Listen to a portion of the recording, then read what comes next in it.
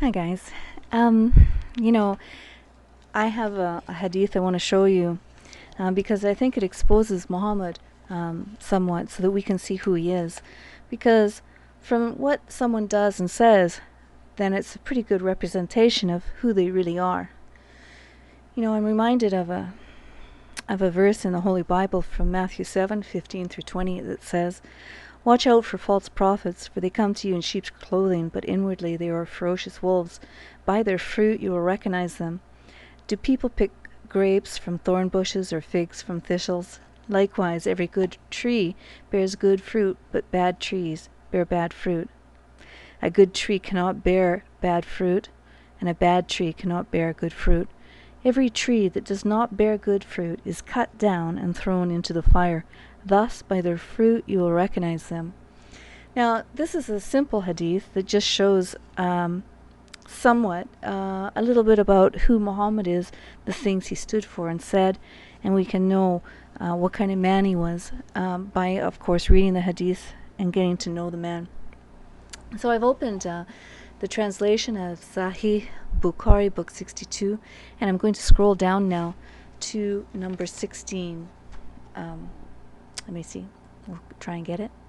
14, 15, 16. Here we go. Volume 7, book 62, number 16. Let's read this together and see what Muhammad has to say. "While we were returning from a holy battle with the Prophet, I started driving my camel fast, as it was a lazy camel. A rider came up behind me and pricked my camel with the spear he had with him, and then my camel started running very fast, as the best camel you may see. Behold, the rider was the Prophet himself. He said, 'What makes you in such a hurry?' I replied, 'I am newly married.' He said, 'Did you marry a virgin or a matron?' I replied, 'A matron.'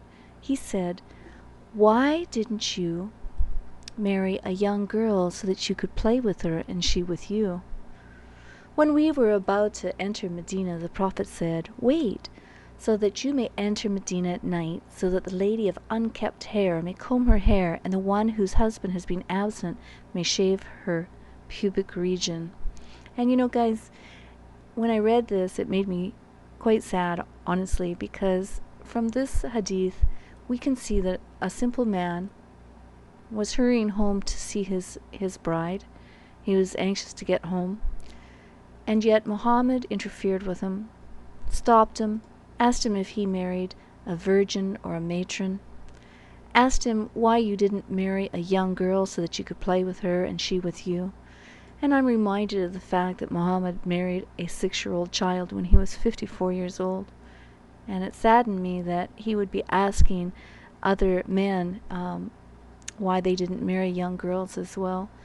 But this hadith that goes on here and says that, Muhammad, he stopped his men from entering Medina.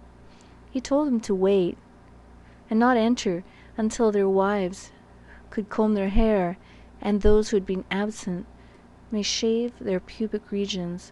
And I thought to myself, what the heck does Muhammad think he's doing?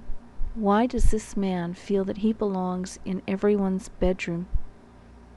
Does it make any difference at all?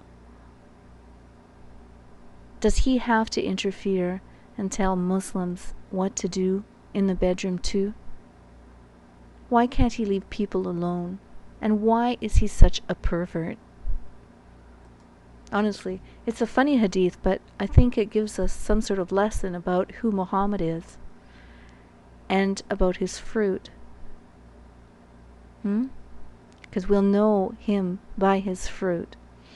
Anyway, God bless you all, and I hope to come and show you more hadiths in the future, because I have many, many, many more to come. God bless.